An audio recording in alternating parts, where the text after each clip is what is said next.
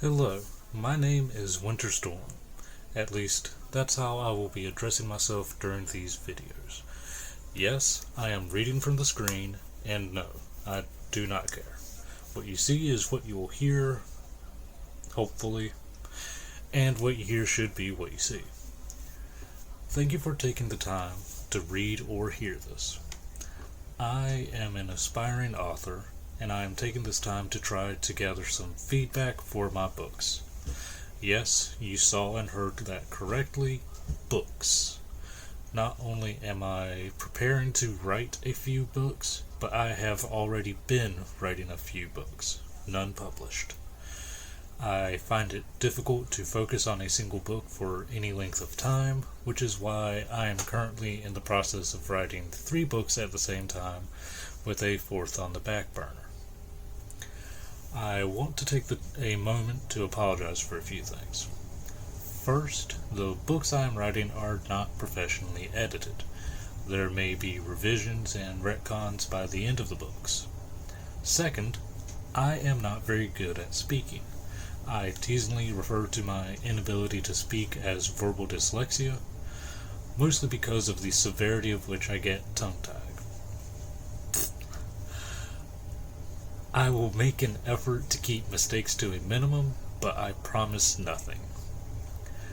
Third, these will be the first ever videos that I have ever made, with the only exception being those for college, and I really hope those will never see the light of day.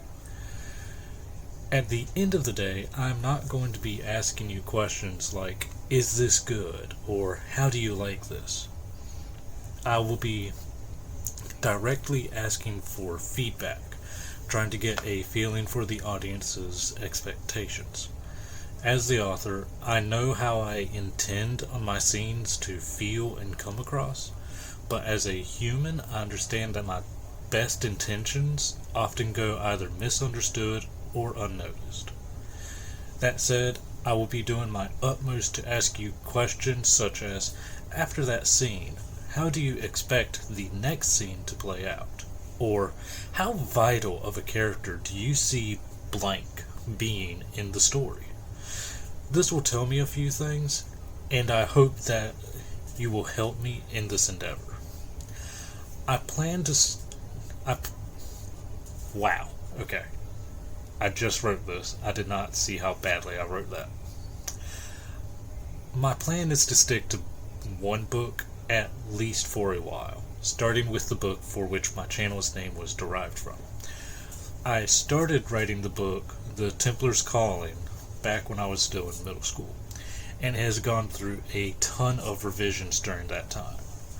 The main character's name is Winter Storm, and while I understand that it seems like a corny and cliche name, it is one of the few things that I'm not going to budge on.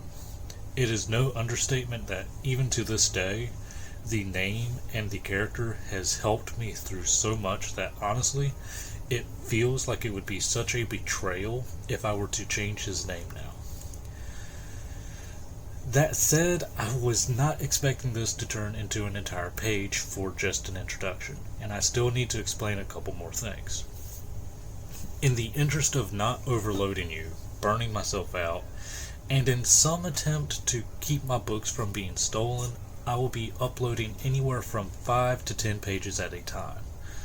I feel that this gives the audience enough information to feel how events are going, while also keeping the portions small enough that you can easily digest what you have read and still comment on as much as you like, without comments being overly chunky.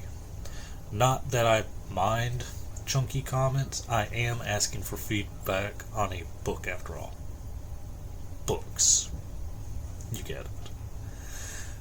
Thank you again for taking the time to read this. I will likely only do maybe 5 pages since we are doing a lengthy introduction, and I hope that you enjoy the book.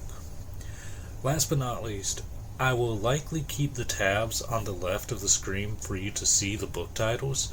I have 4 in production total, with the order of importance going from top to bottom. I generally write modern fantasy novels that have some level of romance involved. I don't write smut. Just, okay. If any of the titles interest you, I might just give a very brief overview of the remaining books in the next video, just to give you something to look forward to. That's all I have written. I'm going to go ahead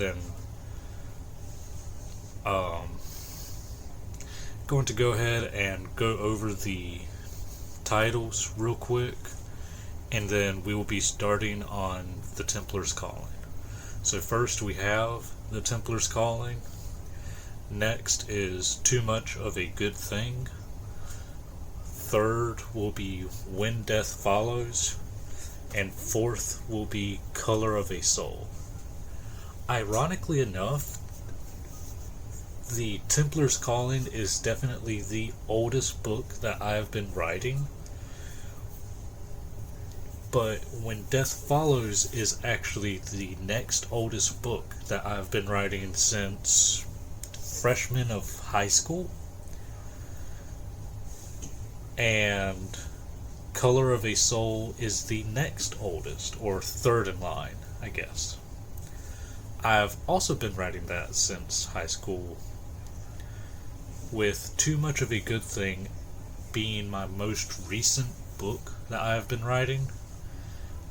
And despite that, I believe I have close to 100 pages in Google Docs for Too Much of a Good Thing, and roughly 70 to 80 for this version of The Templar's Calling and When Death Follows.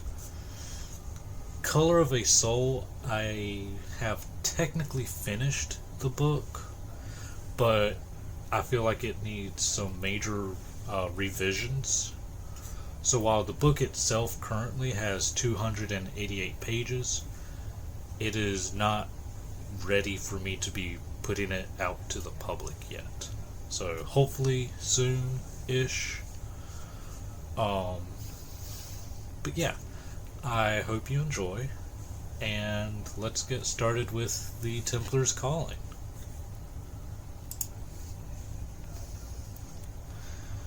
The Templar's Calling. I really must thank you again for taking the time to come out here, a voice carries through the house, heard from nearly every room on the first floor. Especially on such a terrible night like this. This weather is just dreadful. It's not a problem, a separate voice responds. Think of us like the Postal Service. Rain or shine, we're here to deliver. Transparent eyes peek around from shadows, searching for the sources of the voices as laughter erupts from the first set. Oh, how I wish that was more true of the Postal Service. I swear, I have more problems with them delivering packages than I do with these devils terrorizing me. Speaking of these devils, what can you tell us about them? We were only given a very general report about them, a third voice asks. They like to lurk in the shadows, and never come out when I'm facing them directly. But once I turn my back, they start their nipping and biting, and then I have to beat them away with the broom. I'm not as young as I used to be, and I can't keep doing this forever. There's a long pause in the conversation as the eyes move from one set of shadows to another. So, you're saying that they've been here for a while now? More than a few years or so? Well, they've always been a problem, what with that gate nearby. We'd get the local priest to come out and cleanse the house, but that only works for about a year or so. Bless that man, he passed away not too long ago, and I had heard how wonderful the Templars are at getting rid of these critters. Gotcha. Well, do you mind if we take a walk around and see what we can find? I'll also need to ask you to stay outside while we do this. This could get dangerous if they really don't want to leave. Walt, the third voice interrupts, their voice dropping a tone. They're here. The sound of footsteps is the only indicator that the owner of the house is rushed outside before the door shuts. A woman that looks to be just passing middle age stands outside the house now, an expression mixed between worry and curiosity. It shifts quickly when the screaming starts, along with other loud sounds coming from within the house.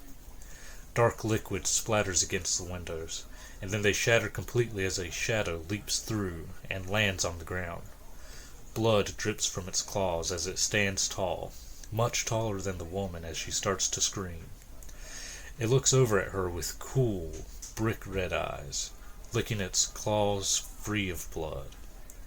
"You'll do," a gentle, feminine voice coos before it lunges. Landing with a sudden thud, the cardboard box spills its contents onto the floor as the young man lets out a sigh, looking around his bare room one last time. These barracks had been his home for several years by now, his entire adult life, now that he thinks about it. Thinking of leaving them for good twists his gut, making him wonder if he had dropped the box on purpose, just to stall things out a little longer. He doesn't pace. Winter simply stands where he is, shoulders relaxed but weight settled forward through the balls of his feet, as if the space around him is something he's already mapped out without moving. The muscle along his arms and back isn't built for display. It's layered, compact, deliberate. There's a stillness to him that doesn't feel passive. It feels watched over, coiled, like something that understands exactly how little motion it needs to become dangerous. He brushes his naturally white hair out of his silver eyes, then starts packing the box once more as he hears footsteps coming near. Taking a quick glance, he sees his commanding officer standing at the door, her arms crossed and file in hand. "Are you sure you want to go, Lieutenant?" she asks, tapping the file on her arm. "I'm certain there's a career here for you if you were interested." "I'm sure there is," Winter says with a faint smile, standing up. "But you and I both know that now that my secret is out, I can't stay here anymore." "It wouldn't be the first time the military put a good gag order out to keep a good serviceman," she says bluntly. "And you're a damn good soldier. It'd be a shame to let you go." Shrugging, Winter walks over and holds his hand out, waiting for his CO to pass him the file.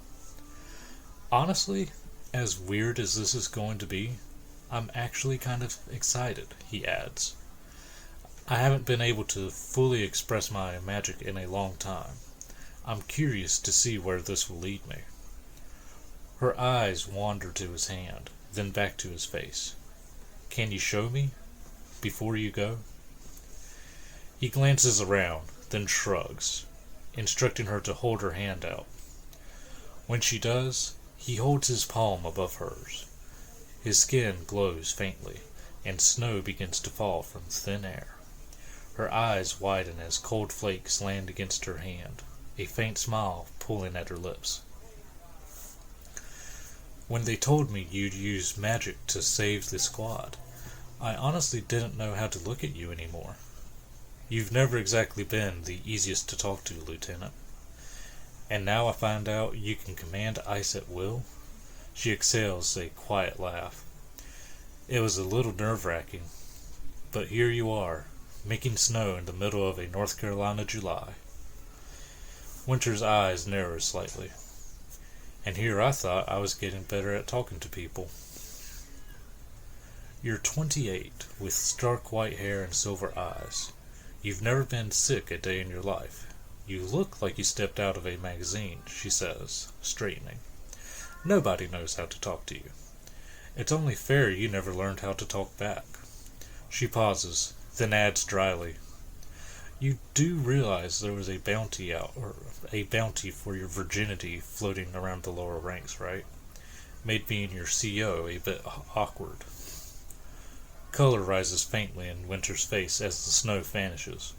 He turns back to the box.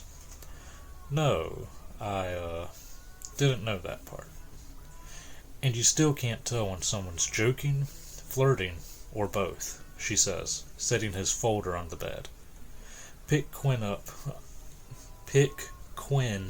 up on your way out. And if you need anything, call.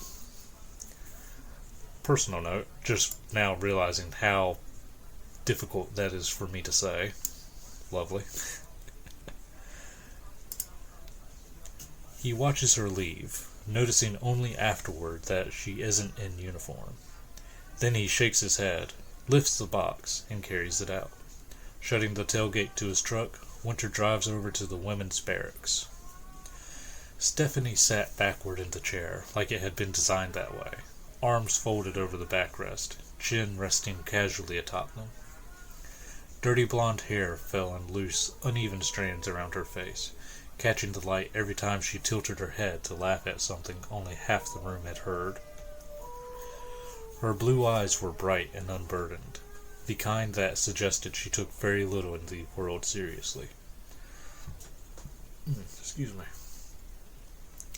She was small, compact, built more like motion waiting to happen than quiet stillness, but there was nothing tense about her now. One boot tapped idly against the floor to a rhythm only she knew, cargo pants wrinkling with each lazy shift of her weight. She carried herself like someone who had never learned the meaning of fear, or had simply decided it wasn't worth keeping. Winter watched her for a moment through a window, a number of thoughts running through his mind. One of the very few who had known his secret for most of his career, yet never once tried to leverage that knowledge. After the moment nearly drags too long, he steps from the window to the door, walking into the waiting room. Stephanie's posture didn't change, at least not enough for anyone else to notice. But the rhythm of her foot faltered for half a beat. Her eyes slid toward him with practiced indifference, lingered a second too long, then drifted away as if she'd been looking at nothing in particular.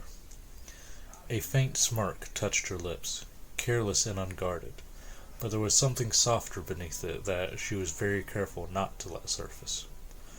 "Took your sweet time," she remarks, standing and spinning the chair back to the table in a single motion, her knapsack finding its way to her shoulder. "Shall we get this show on the road?" Winter's eyes linger slightly on the knapsack. "That's all you're bringing?" "All I'm going to need," comes the quick reply, walking by and patting him on the chest. "Thanks for the lift. Let's go." And just as quick, she's past him and out the door, knapsack in the floor of his truck and her boots on the dash. The engine turns over beneath them, and Winter pulls onto the road without another word. Fayetteville dissolves behind them in a blur of streetlights and storefront glow, replaced gradually by dark stretches of highway and the steady rise of wooded hills. Stephanie settles in like she owns the passenger seat, boots still on the dash, radio low, humming along to something he doesn't recognize. At one point she glances over. "I know you've always been quiet on any road trips we've taken on missions, but are you this quiet on all road trips?" Winter adjusts his grip on the wheel. "Only the important ones." That is all we are going to be covering today. As I said, my main questions are going to be trying to be focused more on specifically when you're reading this or you're listening to this, what thoughts first come to mind hearing these lines? What are you expecting out of the next scene? Are you wondering where they're heading? Are you wondering about their past?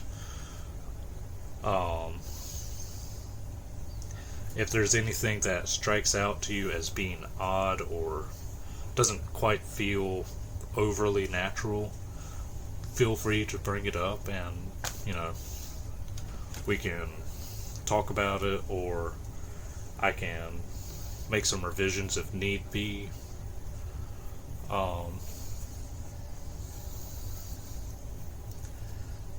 Something that I try hard to do when I'm writing is help the audience really understand how the characters look, because I know how I want them to look,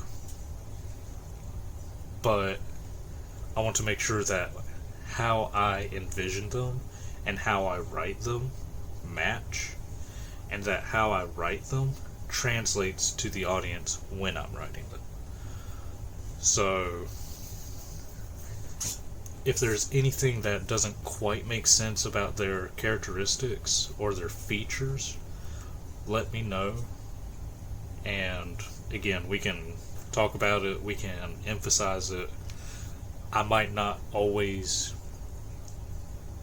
do a complete information dump here and now, and might sprinkle in more and more information about their characteristics later, or their physical features, the way they look later, kind of to keep that intrigue a little bit. So, like I said, just let me know what you're thinking. What's your next expectation from this scene? Thank you again for taking the time to listen, and hope to see you next time.